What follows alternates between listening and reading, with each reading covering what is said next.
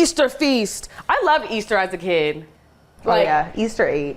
My mom used to do the best Easter egg hunts. Like she would have the golden egg and all the stuff and hide it all in the backyard. And we'd run around and like, that was my favorite.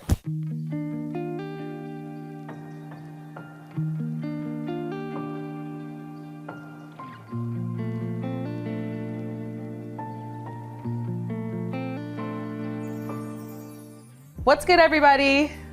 I got SoBadAshh here.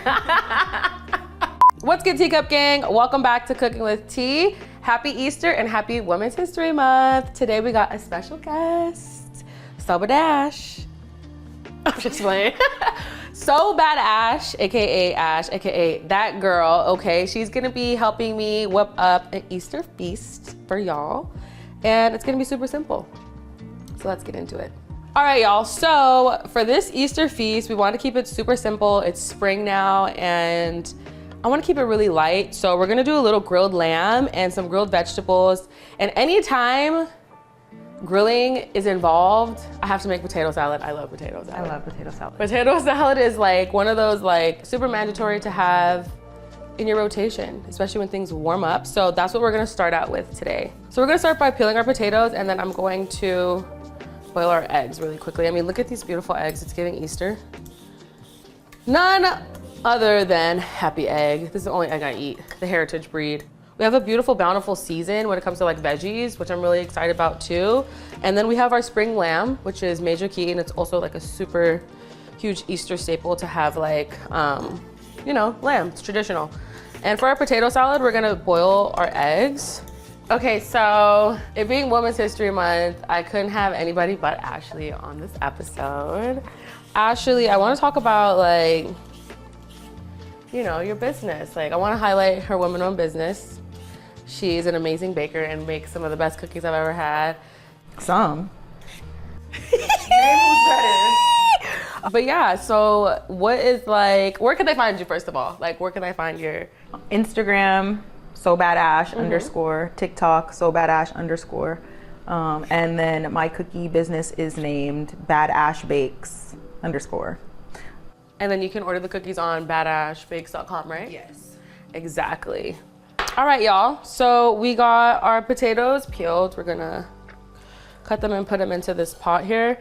And I have mayo and sour cream getting mixed up for our, kind of chunky, yeah. Yeah. For sure. I like it really chunky. Okay. I like a chunky potato salad. That's just me. Do you like it chunky?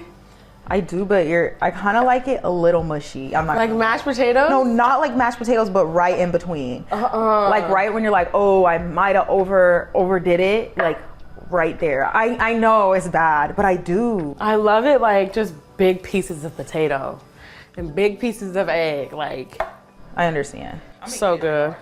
It's the perfect, like, I can't like grill food. It's like grill season is right around the corner, so this potato salad is everything. I also like to put a little bit of relish in mine, as well as obviously yellow mustard is a major key. It being Women's History Month, on the end of Women's History Month, what have you learned this month so far, like about yourself and like just running a business, like in general? I think I learned that rest is really important. If you don't take the time to rest, I think your body will force you. And I think I'm learning that, like heavy. Yeah. So, and to just slow down, like the world's not gonna crumble just because you take a day or half a day to just sort of sit down. You can't do everything. I know, I feel like us as women, we're always like trying to do the most and always like seeing what's next, you know, or actually I feel like we're always like putting other things before our like needs and our mental health and our necessity. Like I feel like we're always trying to, you know, please everyone else. Be superwoman. We're not superwoman. Like actually we are. We are, but it's no need to be. Like it's never that serious. We have to also enjoy life. Just as, we have to play as hard as we work. I agree. I definitely agree. Right now, I'm just adding a little bit of granulated onion and granulated garlic into this mayo base. And then I'm gonna also add a little pinch of Lawry's. That's kind of major. I don't know. Laurie's just needs to hit on the potato salad every time. So I'm just gonna fold this in and let this do its thing. And then we're gonna adjust it later when we get this inside the potatoes. Rest is major. I also think like, I don't know, I feel like this month, I realized that like, wow, I realized a lot this month actually about myself. It's okay to just be like, I don't want to, or no, or like, I don't like this anymore. Right. And like, I don't like, you know what I mean? Like, Changed my mind. I changed my mind. We could change our mind. We change our mind anytime. I've been changing my mind lately this month, for real. I love that. So we got our eggs boiling. Let me put a timer on. 7. All right, we got this pot of potatoes going on here. Let's talk about how we met each other. Okay. So, My version or your version? my version or your version? So we met when we were like 16. We both did CCAP, Careers Through Culinary Arts program. But a couple years back, we followed each other on Instagram. We linked up, we went to Wally's, and this whole time I'm thinking like, we're reconnecting. So I'm like, what do you, like, you know, back when we were 16, she's like, oh my God, I didn't realize I knew you from CCAP. So this whole time, I guess she thought she made a new little internet friend, but we've known each other, like we grew up together. And I was just so offended because I just feel like I'm a very unforgettable person. You are. And this whole time for her to be like, oh, we just met and we just met up for lunch. I couldn't believe it. All right, so that's Ashley's version of the story. Clean it up. Okay. So it's very much true. We did do CCAP together. We did a job training program together, and we were the only 2 Black girls in the program. So during that program, like we definitely like vibed. You know what I mean? Like I literally have a photo of us. I should like plug it in somewhere. You have a photo? Yeah. Fast forward, I'm like DMing this girl. Like we're laughing. I'm having a good time. I'm like, I like her so much. Like she's a vibe. Like whatever. So we're like, let's hang out. Let's go kick it, and then like let's go to dinner and catch up. And then she was like talking about CCAP, and I'm like, wait, what? It's like my soul sister though, like in real life. Like the fact that we that close. No, bitch, you. Yes, Couldn't have been that close. Anyways, yeah, so that's how we met each other. We've known each other for a really long time, and I think that like we came such a long way from those girls in that job training program, and like we just knew that this is what we wanted to do, and we stuck with it, and like we're now doing everything we could dream of. I know. And more. We were babies. Yeah, that is really crazy. Life never stops. I got the eggs boiled. I'm just gonna pop them in some ice cold water. We're also just prepping our veggies right now for grilling because we're gonna season our lamb and our veggies, and we're gonna take everything outside to the grill. And we have some squash. We also have some carrots. Carrots are actually my favorite spring vegetable, my favorite vegetable actually of all time. What about you? What's your I favorite? hate carrots. That's why I'm blind. Really? You're blind? Oh my God. I would rather die. Really? Girl. I could eat the whole. Right now. I could eat the whole bunch. Oh my God, I wish. When I say that we've really seen each other's evolution, we really truly have. For real. And like, it's so crazy because I remember like her saying, oh, I've always wanted my own bakery. And like, she has one now. My baby, yeah. Isn't that crazy? It's insane. And It's insanity. it's hard for me to take a moment and to appreciate that too. I think Yeah. when you're in the midst of things, you notice the problems, you notice the chaos, but it's like, damn, I really came from point A to point B. Okay, so we have our squash going down here. We'll just season it with Walden. So Let's talk about burnout. burnout, work and burnout go hand in hand together. When you're at your end, I think with everything, spirituality, physically, mentally, burnout's very real. It's just like it's exhaustion. And like, I think as women, we kind of overcompensate and work a lot harder just to get to where we want to be, because a lot of people don't take us seriously in this field. So I feel like we work really hard, like Double as grinding. hard as like a lot of our peers. Double as hard, especially also being like pretty. I also feel like a lot of people don't think that like there's talent involved. But you can be both, ladies. Yeah. You can be beautiful and you can be talented and you can be all the things that you want to be. And I feel like when you are yourself and you're really authentic, that's when you'll start to be in alignment. Like, in the things that you really desire that are good for you, they start to come toward you. We just want to be like palatable. We want to be like digestible to certain people so that like we're not really fully living our truth. You have everybody, you can't please everyone, you know? And I feel like you will only find your tribe when you sort of accept that and you forget about pleasing everyone. And you start to please yourself, truly. Like, when you start to do the things that you desire and be honest with yourself, I think that's when your blessings come. It's not easy though. Like, we're saying it like, oh, you know, whatever, but it's not. It's really, I think, hard. It's sort of like the fight of your life. I can say like just now in my life and in my career, I'm finally like okay with like being who I am fully, you know? But even then, there's even parts where I'm like, I'm gonna save that for myself. Cause it's like, cause I've been like, you know, I knew as a kid that I wanted to have my own cooking show, and I knew that I wanted to do food media. And like, even then, I wasn't fully presenting as my full authentic self. And even sometimes I would have chefs like, well, why do you want to do that? Why is that something you want to do? You know? Or like, for example, I did have a chef who was like, I love that for you. Let's do it. Let's do that for you. You know what I mean? So it's all about like finding your tribe. And then like you said, once you speak up, like everything kind of just like the universe starts to pour into you. Easter feast. I loved Easter as a kid. Like, oh yeah, Easter 8. Easter was that stuff. Like, I love painting the eggs. Like, that was my favorite. Easter egg hunting. My mom used to do like, my mom used to do the best Easter egg hunts. Like, she would have the golden egg and all the stuff and hide it all in the backyard. And we'd run around. And like, that was my favorite.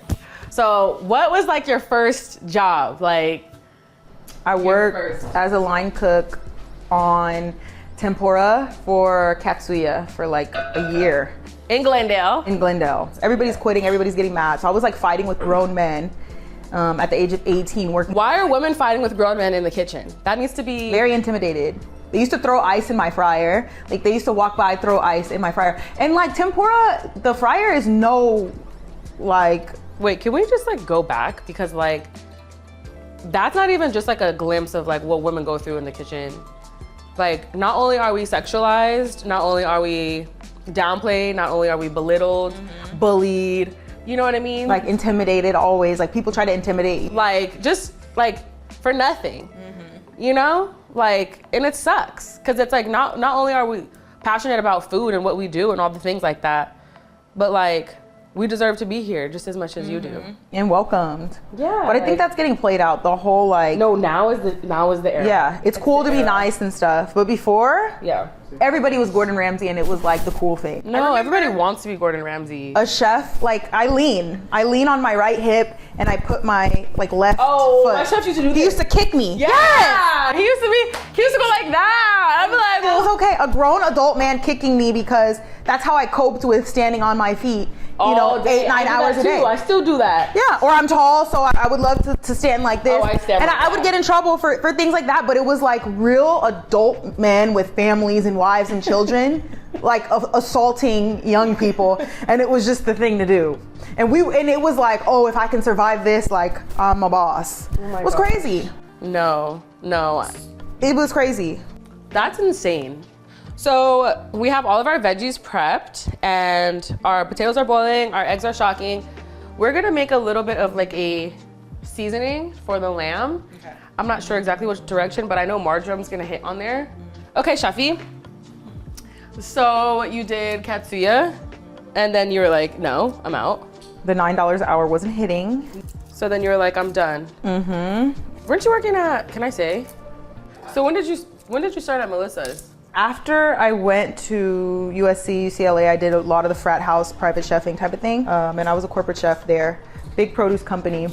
Can I say that when you started at Melissa's, I kind of felt like that's when you kind of got into the content bag, right? 1000%. Because I remember when you were working there, you were like, she was doing all kind of beautiful things and just like recording it and posting it. And I was just like, oh my God, this looks so beautiful. Like, I love this. My job was to just play with the food, develop different recipes for things that were in season, things that were coming up in season. That's fun. And I worked directly with the photographer there, so yeah, it was my job to just make pretty food. Okay, wait. She did Melissa's and then she became a private chef. Oh yeah, I became a private chef.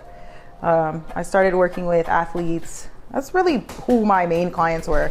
Yeah. Like I have a lot of celebrity clients, but as far as everyday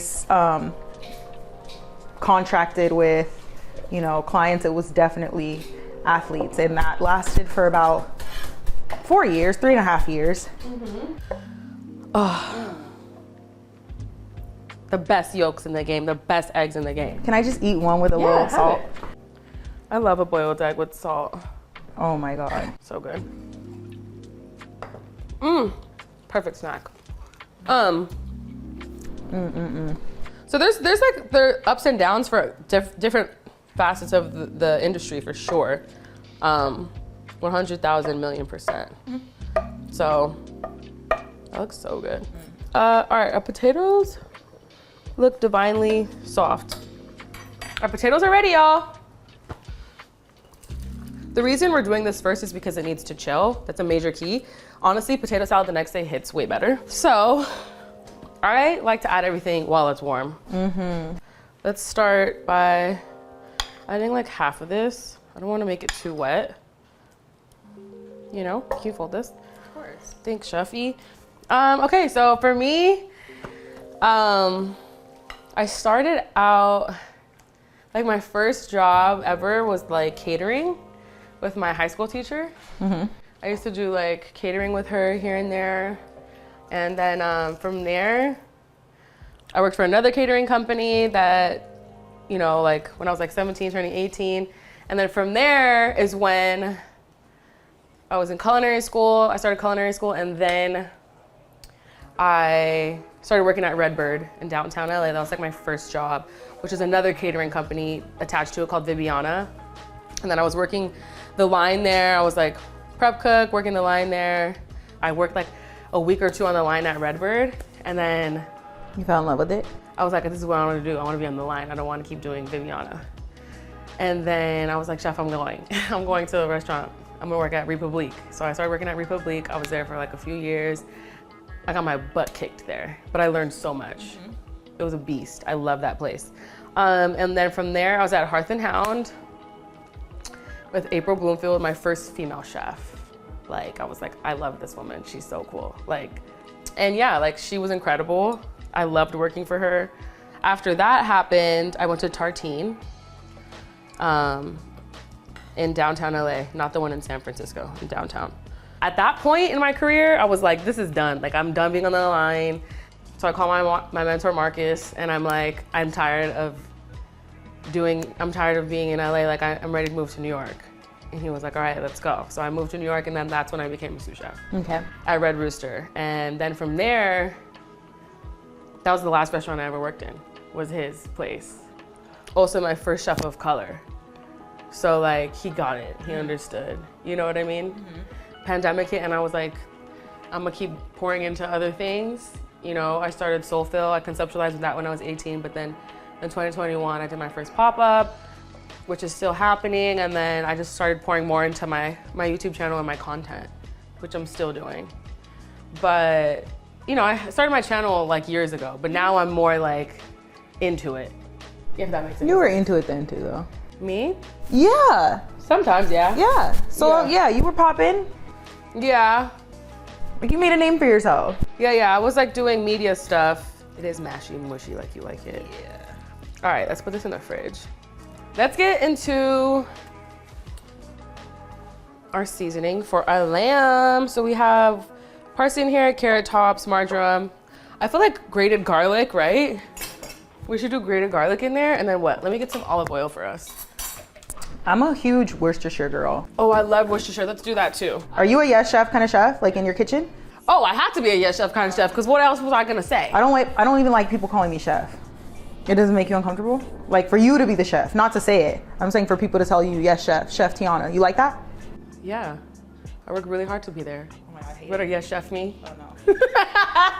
I've yes chef every man chef I've ever worked for. I don't like that. I love it. I want it to be in the air. It could be me. I could be wrong because maybe that's why I feel like people don't give me, like people don't act right. But I don't want people to be like scared of me. I don't want people to think like. Well, that's another thing because that's like PTSD and trauma then. Because it's like, why do you have to be scared of your chef? I just want them to be comfortable and know like it's a team, and It's a team, I don't because I don't really give a damn about being. We know I'm in charge. At the end of the day, I'm cashing a big check.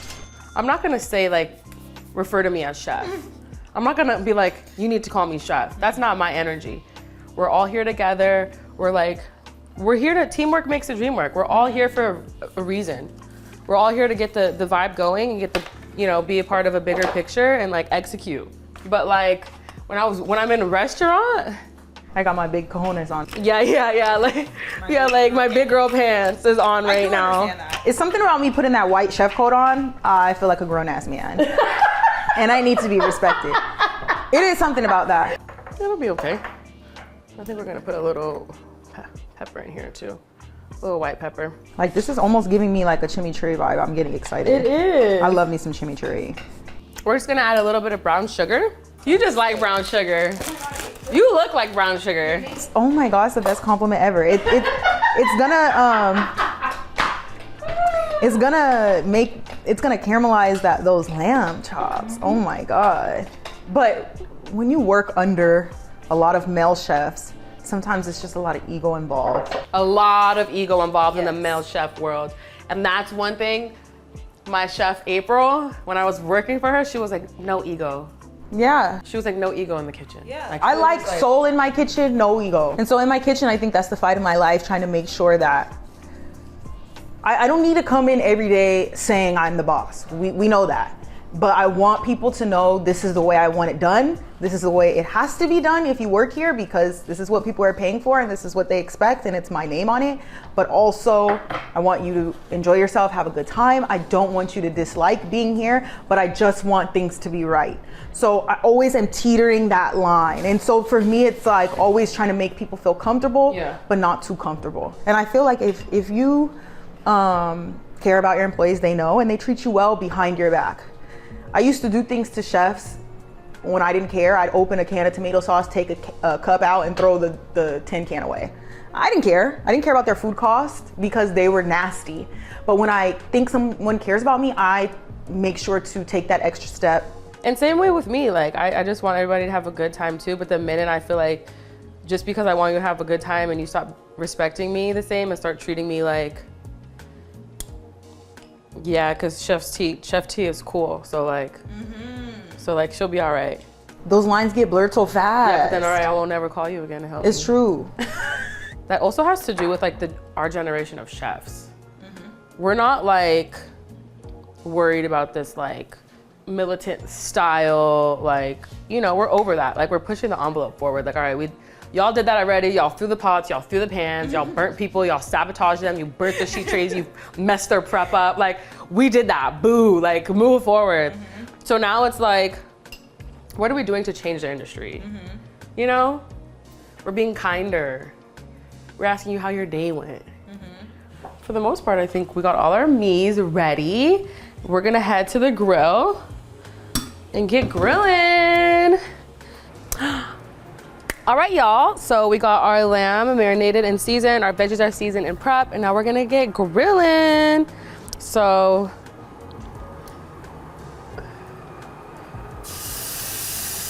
beautiful. That smell. It smells so good.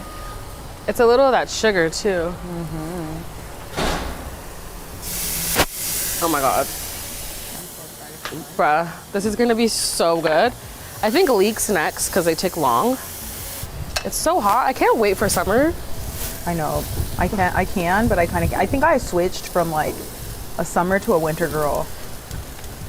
When I spend a lot of time in Minnesota, I like the rain, I like the gloom. I'm not gonna lie. I do. I think that's the best sleep for me.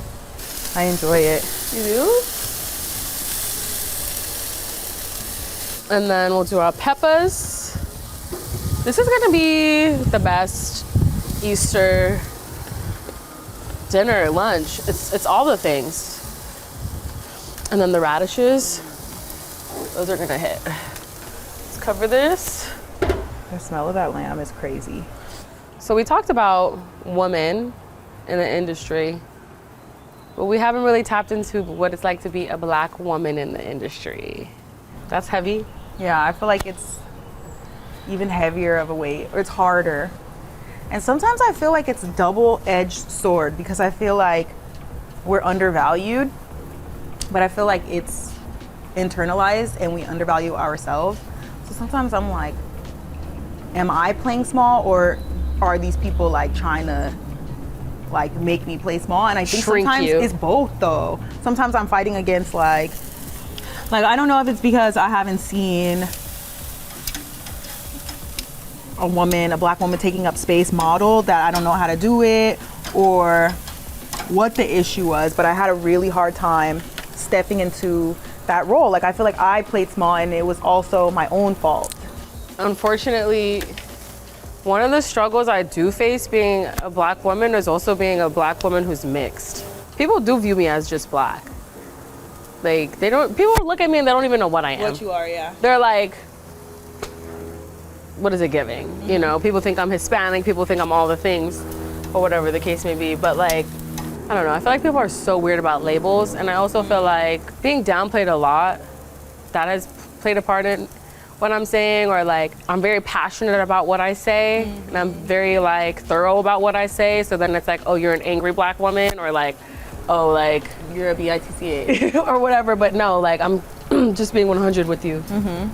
That's so true. And it's like, I'm gonna speak my mind regardless of what the situation is. People don't like that. No, I know. I think it intimidates them. I think they get so intimidated. And I think that that's fair. I mean, we've had so much oppression of not being able to speak our mind, excuse my language, not being able to speak. So like, I'm gonna use my words. I'm gonna say what I gotta say. If you making me upset about something, you know what I mean? I don't feel like we get the same opportunities. I'm gonna Money-wise. switch places with you. Yeah.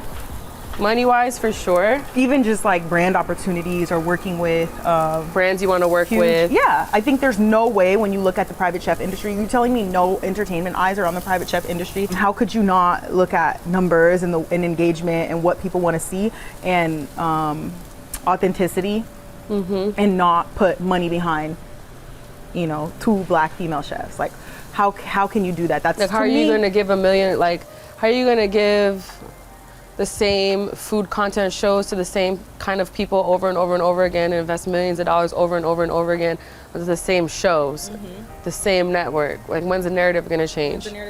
Why is there only a few Black people on that show? Why is there only one Black person representing of color on that show? And I feel like nowadays, like, people are just starting to do their own thing.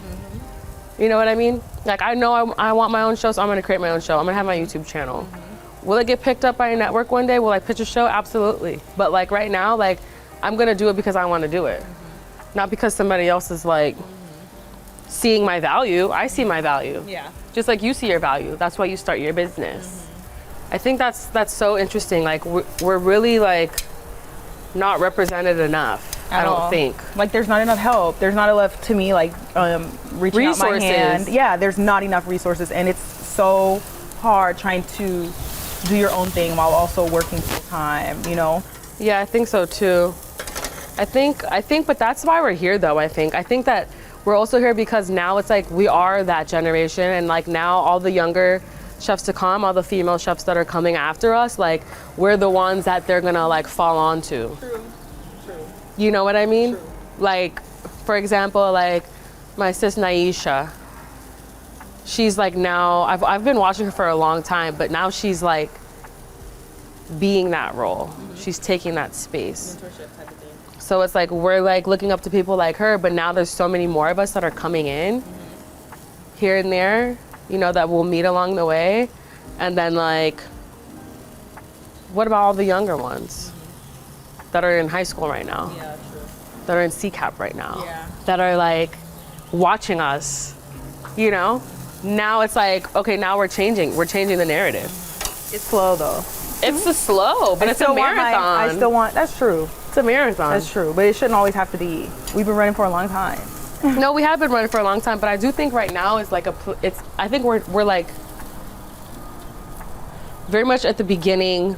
I don't want to say the full beginning, but like things are really starting to turn around, I think. Yeah. You don't think so? No, I do think so. I definitely do think so. I still just think it's not equal representation. Like even just being in the social media space for so long, Yeah. it's infuriating. Sometimes looking at things, Yeah. and you can't let it Jade consume you. Yeah. but you're still aware, Yeah. and it's sad and it's disheartening. There's so much stuff that we be going through, like, like on a day-to-day. On a day-to-day, yeah. Just the regular stuff on top Not of even like our career. like, you ever had a really terrible day? Like, you ever had your heart broken and then you got to feed 100 people? Oh my God. Oh my gosh. You don't know pain. You ever been sick, like mentally just down and out, and then like you have to show up? You have to show up the next day. You have to be there. You have to be present. You have to be in line. People are looking up to you. People are relying on you. That's like, that's when you know different. what you're made of. Yeah. But that's when you know, like, it's bigger than you. Like, that's when you know, like, we do have to protect our energy. Because there's people that are really relying on us to be better and do better and to show up. And to show up. Like, that's the crazy part about it. Because in reality, like, man, this is it. This is all we, like, your craft is what's gonna, like, Make a legacy at the end of the day. yeah, and your craft is like, you know, your identity. So it's like, at the end of the day, nobody's gonna take that away from you, which is a beautiful thing. And I'm not letting anybody take it from me either. So, this is gonna hit. This is giving spring, Easter, lunch, dinner, whatever you wanna have it, linner. We need more linner vibes. What's up with that? Nobody's doing that. It's giving linner. This looks great. People say it's very misogynistic for like people to like say like women, they're supposed to be in the kitchen, they're supposed to be cleaning, that's their role. You know, people, you know how people label us as that's what we're supposed to do. Do you believe that's exactly true? And do you believe that, like, if that's the case, then why are we so belittled when we are in spaces of the food world and we're not really embraced in that way? Because I think it's okay until we're in charge. If we're first, then it's scary then. Like, once the leadership comes with it, once the fact that this woman is the boss comes with it, it just becomes scary. And I know you've experienced men like that, maybe even in your personal life, because you're running the show, and then they get a little shaky. Like, yeah, men, I feel like that's another thing. Sometimes they're not supportive too. I don't think a lot of men want to say they want a boss and they want to be with the boss and they love a boss, but when they have one, I think that's scary to them because we don't need them. A certain kind. Yeah, we don't need them. It's scary to a certain kind. Some men really value a boss woman. Some men want to be with the boss woman, and some women are seeking that.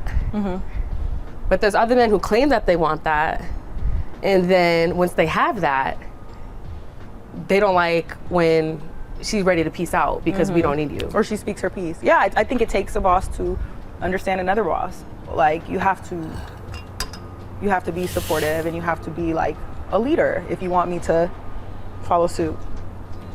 Men want to be a leader but lead you astray. That's what, Talk about follow my lead. We're going follow somewhere, your lead where? If we're going somewhere, where are we going? What are we doing? Yeah. Who's going? Who's in the car?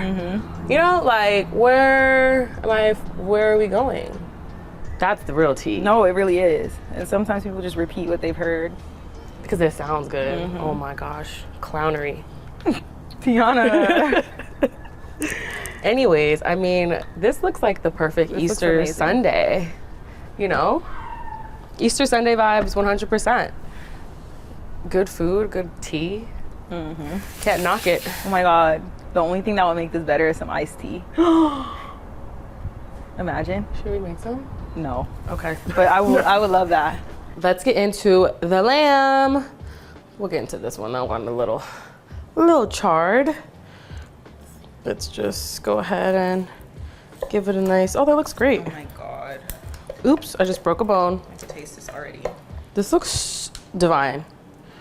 I mean, the Malden salt on it. Oh my God, that's gonna be bomb.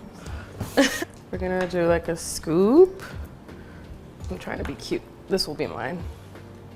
I know you're gonna want more than that, right? Yeah, that's good. All right. Yeah, chef. Green squash. That looks good. I'd like some peppers. Boom. That's my cute little plate. That's good for me. That looks better. Woo! This is gonna hit. Hard. This is gonna be fantastic.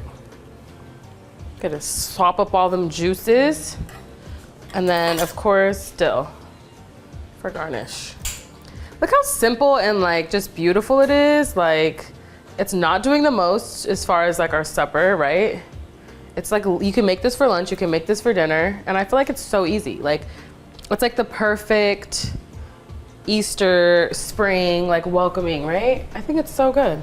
Not only that, I love like layered meals. Like you can marinate those lamb chops the night before. You can make that potato salad the night before. Come home and just grill the veggies. Yeah. So let's take a bite of this lamb. I'm gonna do extra salt on mine because I'm so. And I'm just a savage, so I'm just gonna go straight for the bone. Are you ready? Yeah. This looks good.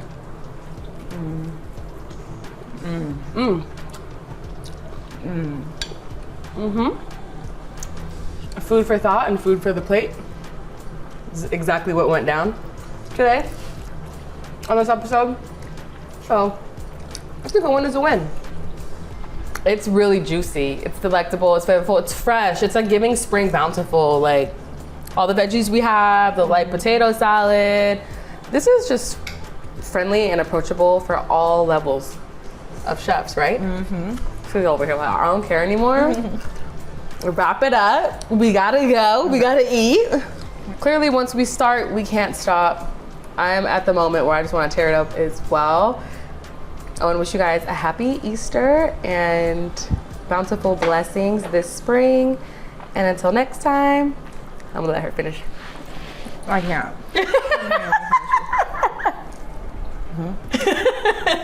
I'm ready. All right, y'all. Happy Easter. I hope you enjoyed some food for the plate and some food for the thought. And until next time, peace, love, Peace, love, and blessings. Mwah. All right, y'all. Let's get into this plate for real and sit on the floor like Ashley likes.